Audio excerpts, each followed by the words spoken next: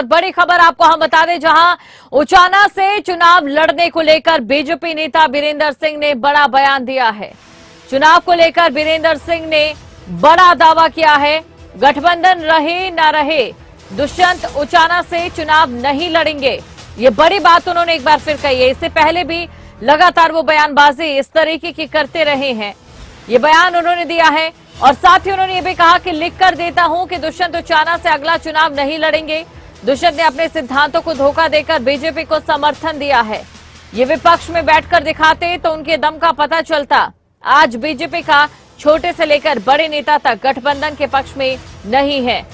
तो देखिए, कहीं ना कहीं दुष्यंत चौटाला को लेकर उन्होंने बयान तो दिया ही दिया, लेकिन साथ ही बीजेपी के नेताओं पर भी यहां निशाना साधते नजर आए। ये बड़ी खबर आपको हम बता रहे हैं। चुनाव को लेकर बीरेंद्र सिंह ने ये बड़ा दावा किया है। गठबंधन रहे न रहे, लेकिन जिस तरीके से उन्होंने ये बयान दिया है कि दुष्यंत चौटाला उचाना से चुनाव नहीं लड़ेंगे, ये वाकई उन्होंने बड़ी बात कही है। और मैं आज भी आपको कहता हूं, अलायंस हो चुनाव, दुष्यंत चौटाला यहां से चुनाव नहीं लड़ेगा, ये लिखवा लो, मैं लिख कर मैं रास्ता दिखा रहा हूं। मेरी कर दो मदद, मैं बीजेपी को जमुना पार कर दूंगा। राजनीति के अंदर जो अपने सिद्धांतों को धोखा देते हैं लोग, आज जो कसर रहेगी 10 दिए 46 कर दो, इनके कर देंगे। जो आदमी ऐसी बात करते हैं, अरे 10 थे तेरे पास, तेरे को लड़ना चाहिए था। अगर तू बीजेपी के खिलाफ था तो लड़ाई लड़नी चाहिए थी बीजेपी के खिलाफ। और इसी खबर पर हमारे साथ जुड़ चुके हैं जेजेपी के नेता अजय गुलिया जी। अजय गुलिया जी, लगता है कि ये बयानबाजी खत्म होने का नाम नहीं ले रही है। एक बार फिर से यहाँ पर ये बयानबाजी जो हुई है, इसे आप किस तरीके से देख रहे हैं? जानना चाहेंगे जेजेपी किस तरीके से देख रही है।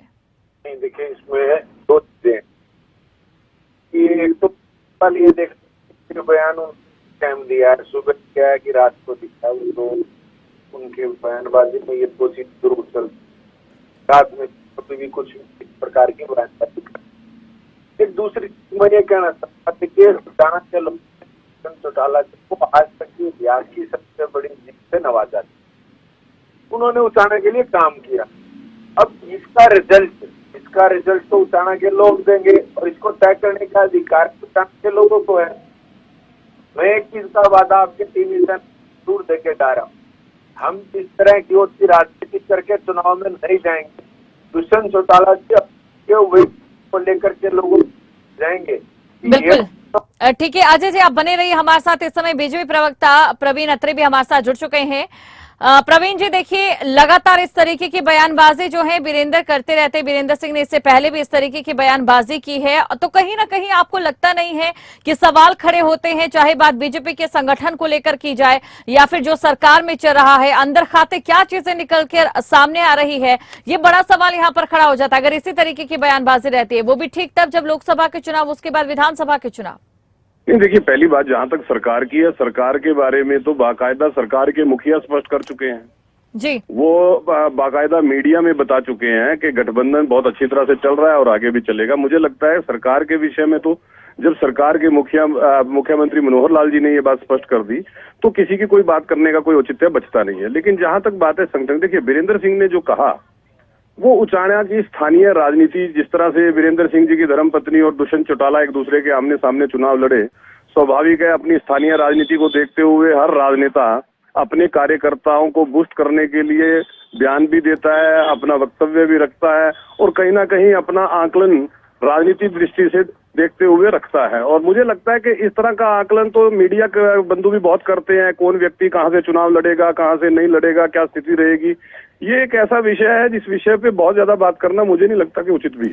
चलिए ठीक है प्रवीण जी, आप कह रहे हैं कि इस विषय पर बहुत ज्यादा बात करना कहीं ना कहीं आपको उचित नहीं लगता है, लेकिन तमाम जो चीजें आपने कही है कि एक व्यक्ति विशेष अपनी जो भावनाएं हैं वो भी रख सकता है, जैसा कि आपने कहा, लेकिन जब वो एक बीजेपी नेता हो, कहीं ना कहीं आपको नहीं लगता है कि कांग्रेस जो एक ऐसे मौके की तलाश में अक्सर तैयार रहती है, खास तौर पर अगर हरियाणा की बात करें, तो आपको लगता नहीं है कि विपक्ष के हाथ एक मुद्दा भी दे रहा है?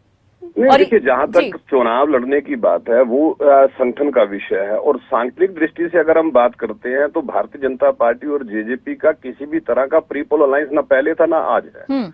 अगर इस तरह का कोई अलायंस होगा वो भविष्य के गर्भ में छुपा हुआ है, वो पार्टी हाईकमान ने उसका निर्णय करना है। अगर कोई इस तरह का अलायंस होता है तो स्वाभाविक है पार्टी के कार्यकर्ता पार्टी प्रोटोकॉल के साथ बन जाते हैं। लेकिन जब तक दोनों अलग राजनीतिक दल अपनी चुनाव की तैयारियां अलग अलग कर रहे हैं, क्योंकि जेजेपी के नेता भी कह चुके हैं कि हम 90 विधानसभा पे तैयारी कर रहे हैं, 10 की 10 लोकसभा पे कर रहे हैं। यही बात भारतीय जनता पार्टी की तरफ से भी कही गई है कि हम 10 लोकसभा सीटों पे तैयारी कर रहे हैं, 90 विधानसभा पे कर रहे हैं। तो कोई भी नेता जो है वो अपना विचार रख सकता है। मुझे लगता है कि जब वीरेंद्र सिंह जी ने अपना इस तरह का विचार रखा, वो राजनीति में आमतौर पे राजनेता जो है वो करते हैं।